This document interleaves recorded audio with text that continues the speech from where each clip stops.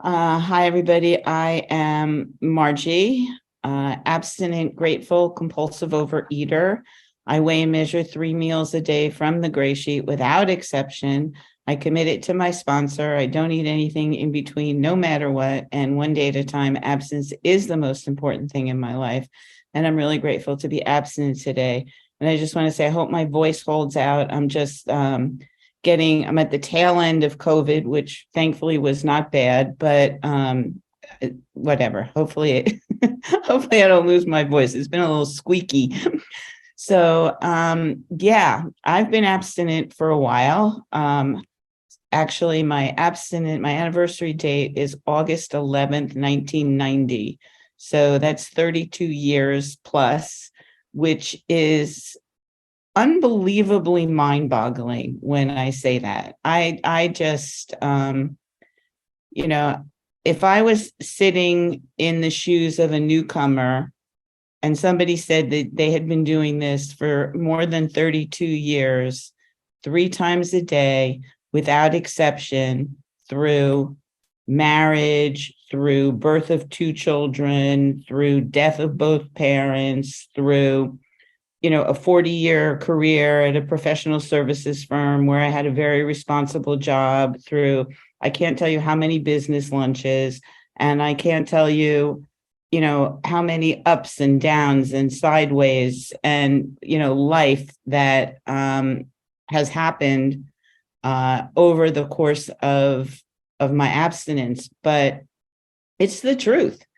And the way that I did it was one day at a time, one meal at a time, and sometimes 1 minute at a time. So just a little bit about my story. I just want to show you, first off, I just want to show you a picture. This was kind of at the height of my, because my background, it's a little hard to see. There we go. It's hard to see my face. It's kind of very bloated. I had dark hair. The blonde is kind of past 10 years. I started to go gray, so whatever. And that was the day that I graduated from grad school, and I was in my mid-30s. So I was a very functional, compulsive overeater. And, I'm from New York. I grew up in New Jersey, middle-class family. I don't have like some horrific, traumatic story in my life other than the fact that I ate compulsively. When I think I was 7 years old, I had an asthma attack, and, they put me on steroids and I kind of blew up. And then when they took me off, I remember very, very clearly, I was with my mom. We were in a doctor's office and they handed me this white piece of paper that, it was a diet, and it looked like it's kind of looked like the gray sheet, it had the food portions and what you were supposed to do. And basically from like that moment on, I was either on a diet or off a diet, and I was either good or bad. And my entire self-worth was determined by how much I weighed and whether I was, following a food plan or not following a food plan. And over the course of my, and I wasn't really, like, when I look at kids today and teenagers today in comparison, I probably would have been considered obese, but it certainly wasn't like whatever. That's not the important thing. The important thing is the way I saw myself was as somebody who was fat and therefore unlovable.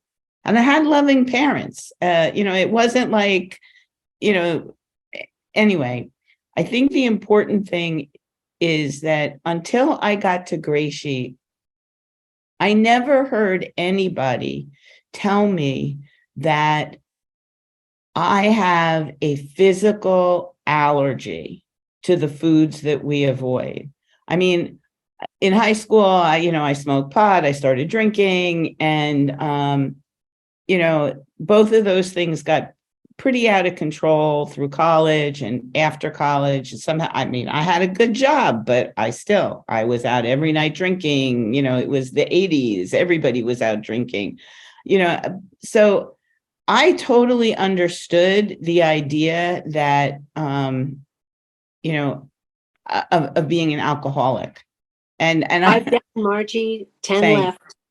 I lived on the Upper East Side in Manhattan, and I had these two roommates, and, we were out all the time. But I look like that. So needless to say, I was, I was not the happiest camper. I, pretty much went out with anybody who would talk to me. And it didn't do anything to help my self-esteem. So I think that where I was going with this was that I didn't understand, like, I got the concept of being an alcoholic. I understood that alcoholism was a disease, but I did not understand that compulsive overeating was exactly the same disease, that sugar and grains in liquid form is alcohol. In solid form, it's the foods we avoid.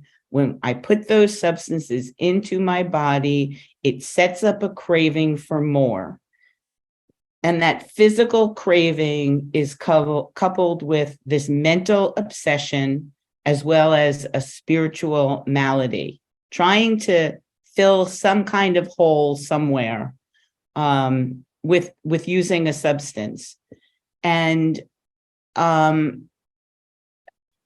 I heard about Grey Sheet from a friend of mine who lived in Cambridge when I was probably in my early to mid 20s. And I went out it was a high school reunion. We went out to dinner. She was stuffing lettuce in a cup.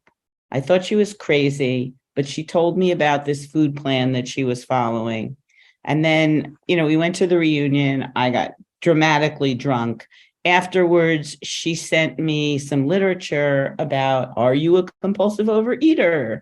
And I have to tell you, I was so insulted. I did not talk to, this person was a really good friend of mine. I did not talk to her for 20 years. We finally reconnected, and I thanked her. And I mean, I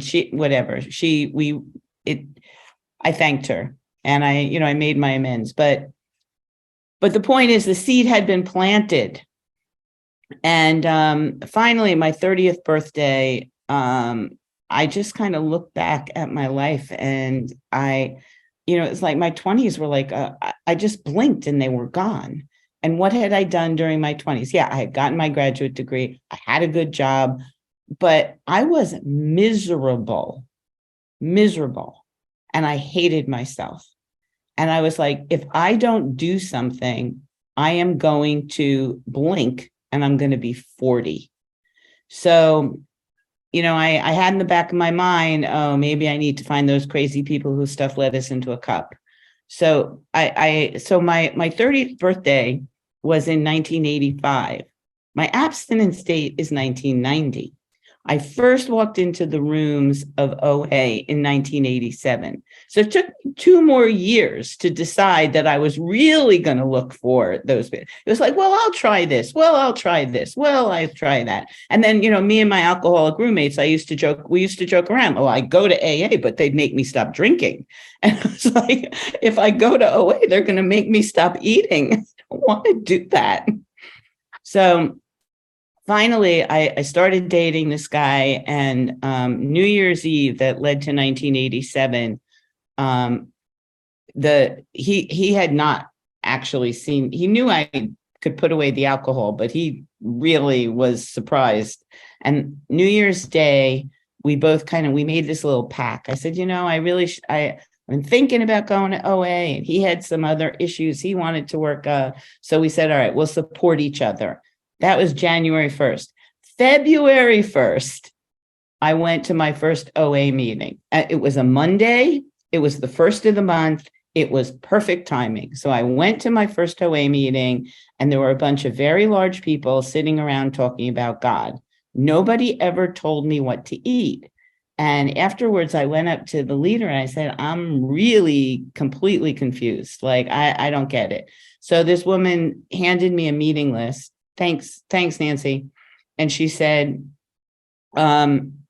here's a meeting list. Go to 7 meetings in 7 days, and hopefully you'll start to catch on. It's like, okay, fine. So Tuesday night, I go to a meeting on the Upper East Side at a Jan Hus church, and there was a woman sitting there who I cannot remember who she was, but she was waving around this gray sheet. And she said, I weigh and measure 3 meals a day from this gray sheet. I commit it to my sponsor. I don't eat anything else in between, no matter what. And abstinence is the most important thing in my life. And I was like, oh my God, I found these people.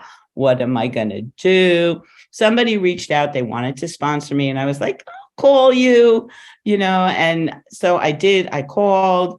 I started, I stopped, and then I got serious about it. And I don't know, I lost like 50 pounds. I said, thank you very much.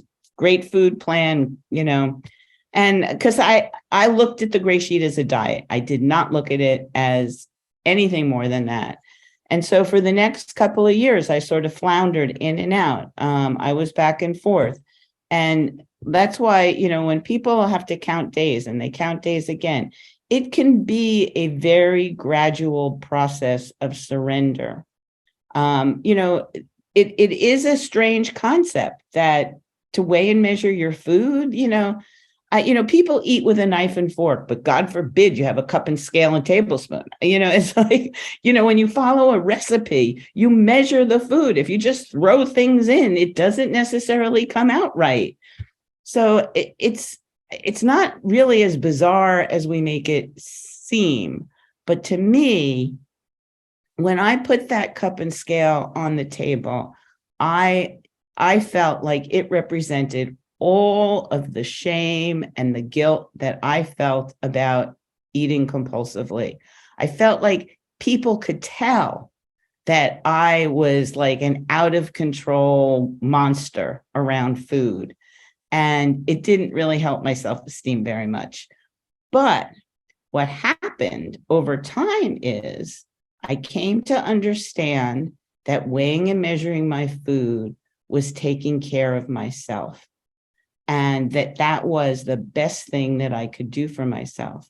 And people used to say that, you flex your abstinent muscles when you weigh and measure in difficult situations, and that it is the best self-esteem builder. Like, you build self-esteem by doing esteemable acts. And weighing and measuring your food without exception on a consistent basis, day after day, no matter what, is performing an esteemable act. And your self-esteem starts to build. And we say, let us love you until you can love yourself. And finally, I surrendered to that. And I had a couple of fits and starts where I was like, I'm going to do this. And then, something happened, and I couldn't weigh and measure in front of people and whatever. But finally, August 1990, that was it. And it's been quite a journey. As I said, I got engaged to the guy who I made the pact with. I married him. I've had 2 babies in abstinence. I've lost both of my parents. I had a 40-year career at a very, prestigious organization. I retired a couple of years ago. And, abstinence and weighing and measuring my food, thanks, Nancy, has really been the foundation of my life. It is the bedrock of who I am. My kids have never known me any other way. And, when all else fails, if I am abstinent today, if I weigh and measure my food today, then I have had a successful day. And, I do like a gazillion things to stay abstinent. I go with Zoom. My God, it's so easy now. I go to a meeting every day. I have a sponsor. I have sponsees. I do service. I show up at meetings. There's a million ways you can do service. There's a million things that you can do. to support your abstinence. But I think the most important thing is that I have a community of people who understand me, and they are there no matter what. And I am so grateful that I found this program and that I didn't leave. That's the most important thing I would say to anybody who's struggling.